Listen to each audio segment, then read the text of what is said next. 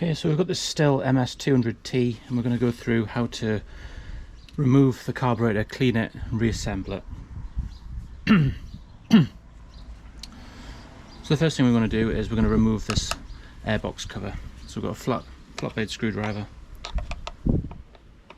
and 90-degree anti-clockwise turn removes the cover. We've then got the air screen and we've got this little plate which is held on by two M8 nuts on studs. So just get this on a socket and we'll remove this. They're not tight, so like that.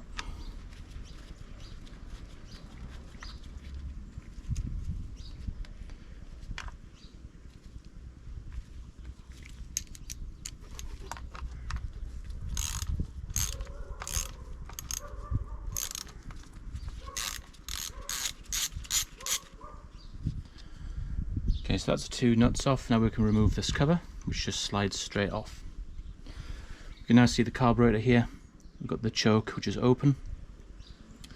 Now I have gone ahead and cleaned around this carburetor before I opened this, just so we've got the majority of the dirt from around here off.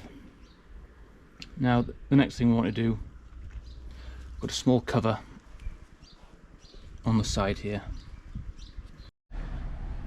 So we've got a screw here that holds on this little side cover, which is in turn being held on by this plate. So we'll remove that screw, and when we remove this little side cover we see that it's got a sun and a snowflake. This denotes the operating temperatures that the engine will be operating in, and depending on the season you install it a different way, so the carburetor gets more heat or less heat. Most Stihl saws have that feature, just in a different sort of way. Now we've got that off, we can push out this little retaining rubber bush cover. Just get in there and just pop it out. There we go. So I'll just show you that little plate there. As you can see in there, as I pull it out, you can see daylight on the back. So if I put the winter operating mode in, you see it shuts off. That retains the heat within sort of the carburetor chamber, and obviously for the summer operation, when we don't want that much heat, when it's in we can still see daylight because it's got that open cutout. Right, so the carburetor is not really held on anymore, but we've got these linkages. We've got the choke, the throttle and this fuel line. So we're just going to pop off this breather first, just to give us more access, and then we can, there's the main fuel line there, and we can just push that down and off. It's a little bit awkward, but we just try and grab the tail there and we can slide it off. There we go, that's it off. What I like to do with these is I just like to withdraw them out the way. There we go, so that's out the way and that's out the way. We've got this choke linkage here, which we can just flip clean off. And now the only thing that's holding on still is the throttle. So it's really just a case now of just pulling the carburetor up and off the studs, and I'll just turn the saw around. You can just see the rod there, that's the throttle. Now you should just be able to get in there and just flick it off. It's not clamped or anything. It's held on there. So that's the carburetor off. And there we can see where the carburetor was. Obviously this one here was the choke, this one here is the throttle. The two studs, this is like the fuel tank vent breather and the fuel line itself. There's not much to it. So we're done with the saw right now, and we're going to concentrate on the carburetor. So here it is, here's the carb removed. This is a Zama. It's got the Stihl branding stamped on the casing. There's a part number there, S126E, but it does have Zama, the manufacturer, stamped on the bottom. So the first thing I'm going to do, it's got a bit of sawdust on it, we're going to clean it with some carb cleaner just to get all the residue off and give us a clean starting position to work from. So I've just got some basic carb cleaner here, and we'll just give it a few squirts. So just some basic carb cleaner. We'll just knock off as much of the dirt as we can.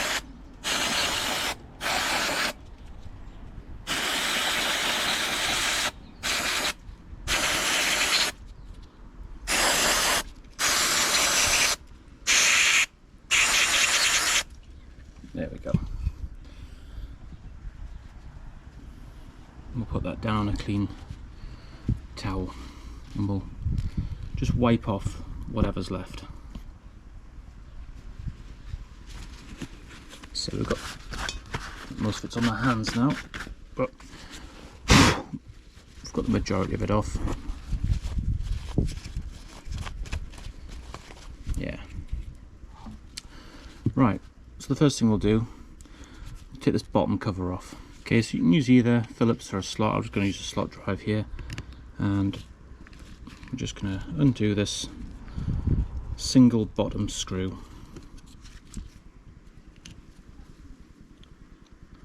You might have to move the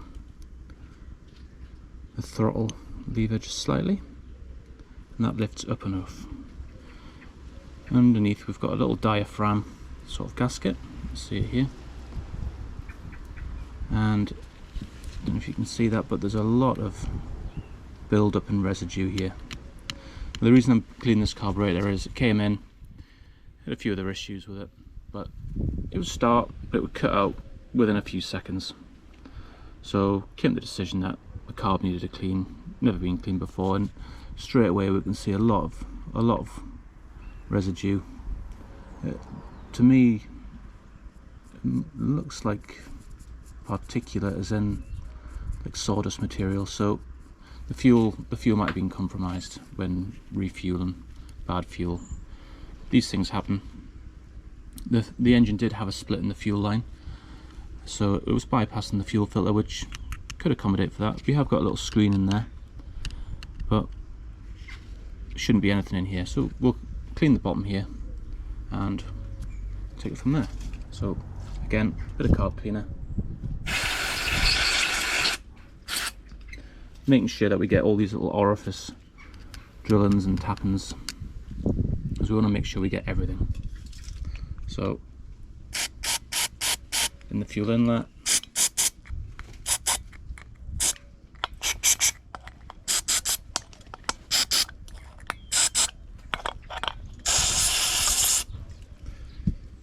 you're very generous with it, because we only want to do this once. So we've got the majority off there, which I always give it a quick wipe. We'll clean our work area as well. We don't want to recontaminate. We'll just put that to one side, and we'll have a look at this diaphragm here. Now, you want to be really careful taking these off. You don't want to damage them, split them or lose them. They only go on in one way. They're sort of profiled, and they also have these little pins here, like locating tabs, which also mirror the body of the carburetor. So we'll just pop that first one off, and this is just a gasket, so we're going to keep this gasket in position. Again, we'll just give it a clean because there's a bit of gunk down there.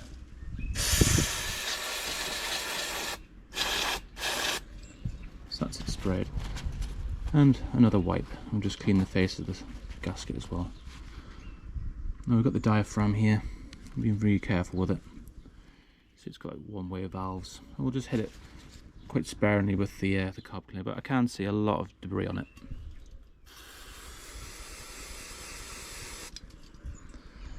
That's the first side, and we'll flip it over and do the second side.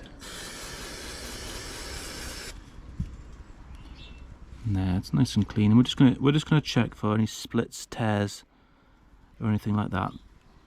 But to me, it's looking all right. So we can go ahead and put that diaphragm gasket back on. and we're going to put this back on to the engine as well. So again, just moving the throttle out of the way, placing it on. Like I say, it'll only go on one way because it's got sort of index and lugs that it'll sit in. Single screw on the bottom, there's no washer or gasket for it, and we'll just screw that down.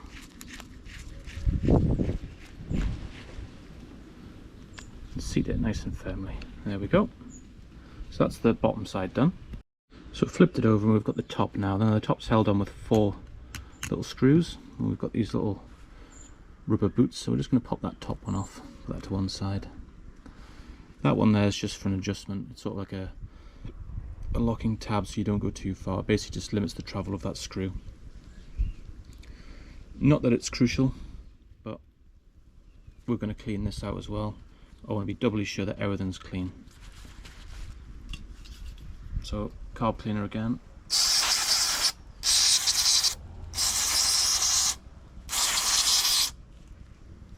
So that's that part cleaned. I know I said it's not crucial, but it kinda is, so. Right. Now we'll get these top 2. These 4 off, so we'll just work around the carburetor top body here and take all 4 out.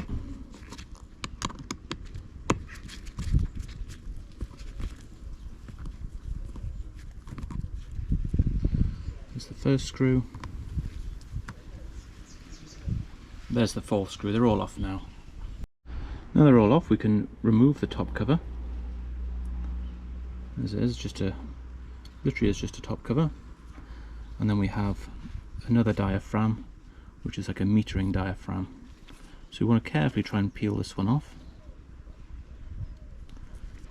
See if we can just start it on an outer edge.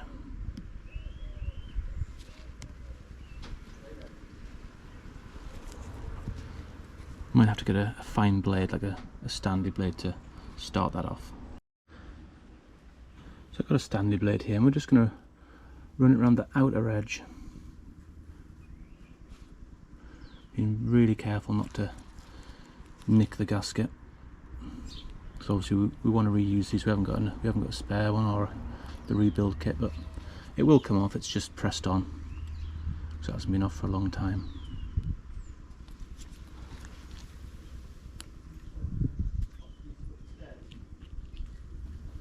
There we go, gasket's off.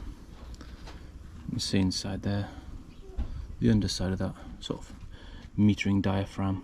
So we'll give that a clean as well. And here we are, is the inside of the top. Doesn't look too dirty, but looks can be deceiving. So we'll just clean this top cover first. Again, and then this diaphragm.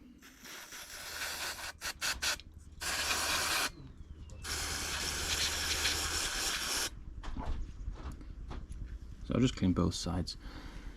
Now we're going to clean the top of this before we delve any deeper.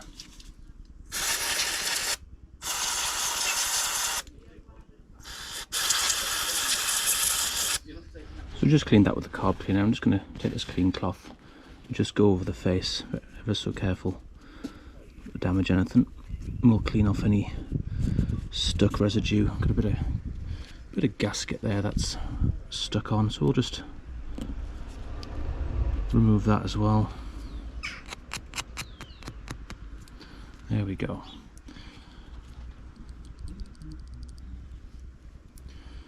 So in effect, it's a little bit like a normal carburetor. We've got like sort of like a little float pin there, but I don't think it operates in the same way. I think it's more of like a pulse. That diaphragm up top there sort of actuates this and just lets a little bit of fuel in. I'm not 100% sure how it works, but it appears that way. We've got a little retaining screw here, so we'll remove that and we should be able to get this assembly out sort of hinged on that bar there. So we'll just go in here and we'll just remove that. You can see there that the tension's come off that spring. Probably don't need to remove it the whole way, but we will for this endeavour. Put that spring separate. So I'll just remove that spring and off it come the needle, sort of the rod, the spring and the retaining screw. And there we go, there's the top of the carburetor, so we'll give that a good clean. So again, just the carb cleaner.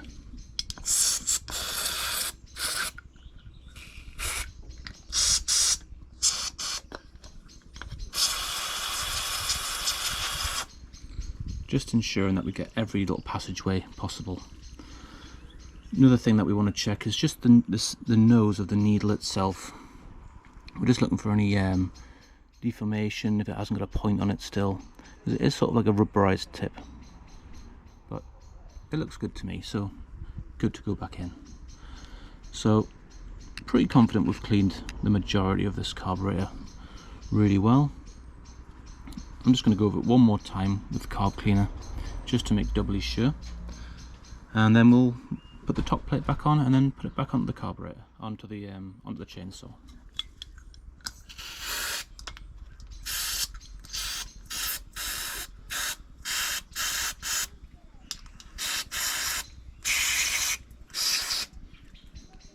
It's a tip I find cleaning carburetors: if you think it's clean, do it again, because you can never be too sure with it.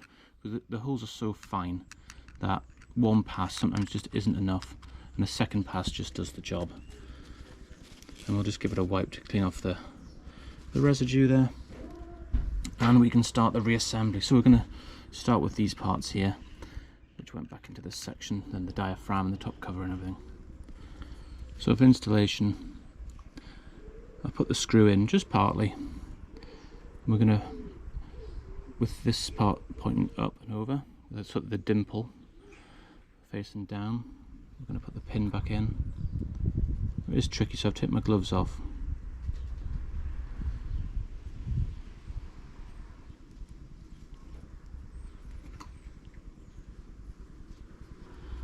See if we can do it with the needle already installed. Should have probably tried that to start with. So just push that back into there, push the pin across a little bit further, and then we can start tightening down that screw.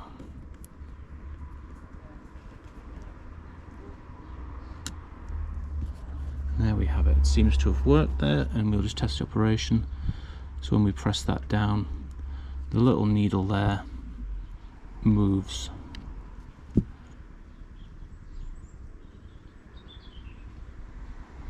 Which is what we like to see. So I'll just confirm that it's all seated properly. So I just want to back the screw off just slightly. Yeah, everything's seated. So just put a little bit of tension on there as we wind the screw in.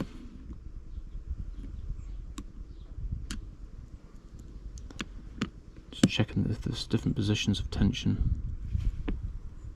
No, it doesn't seem to matter. So there we go. It's all back on. So this top plate goes back on, and the top cover, and the 4 screws, working in a cross pattern.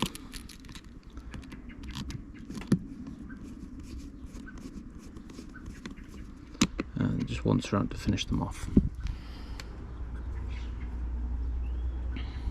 And there we have it. That's the carburetor cleaned internally.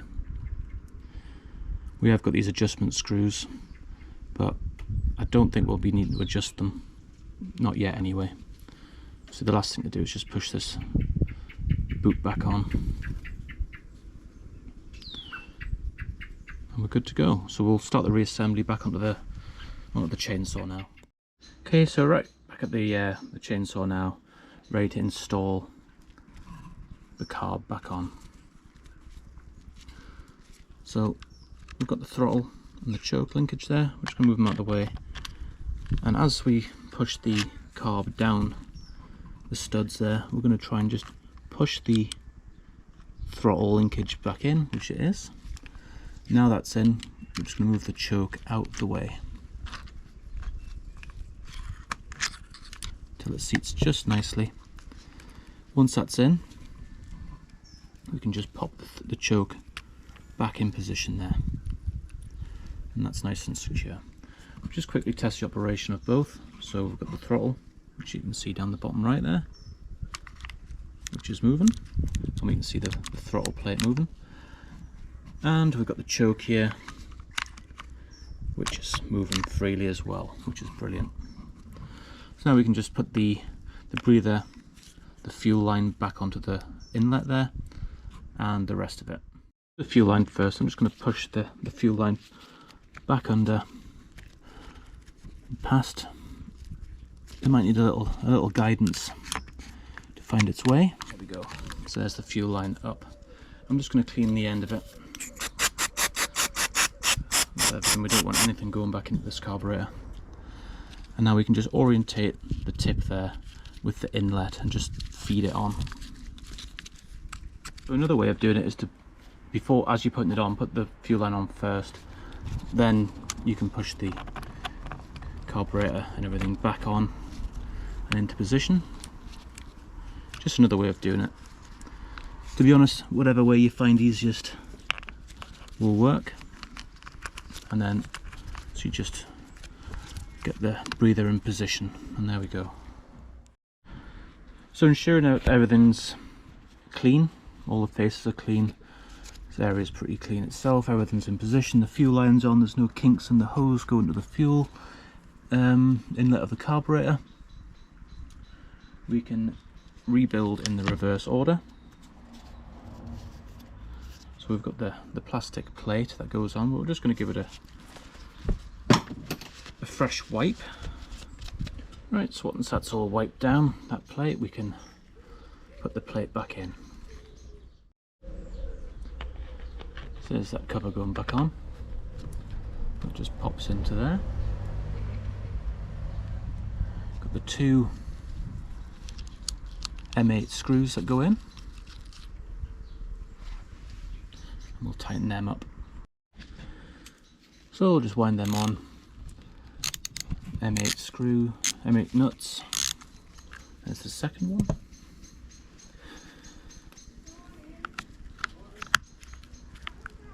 Then comes the, we put the back screen on there. We've got the outer cover. Goes on with a 90-degree right-hand turn. And the final part is this cover that we took off. So we're going to install it with the summer mode operation. And this does give us access to the tuning of the carburetor without having to disassemble it every single time. We'll just push that back in there, it all locks in. Summer operation mode,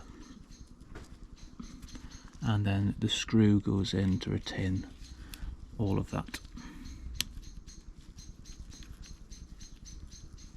And then we'll just tighten that up, and that's it done, ready for a test.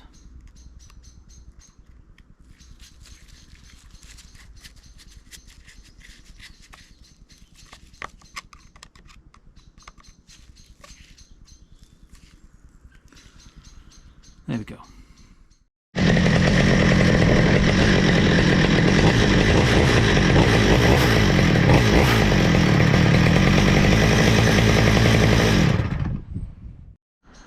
So hopefully that's been helpful to anyone that needs to understand how to remove, clean and reassemble a carburetor on a Stihl MS200T chainsaw. Thanks for watching, and if you've enjoyed it, please give a like, and if you haven't already, please subscribe. Thank you.